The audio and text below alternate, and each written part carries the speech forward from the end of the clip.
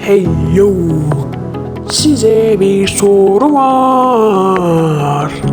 2+2 kaç eder?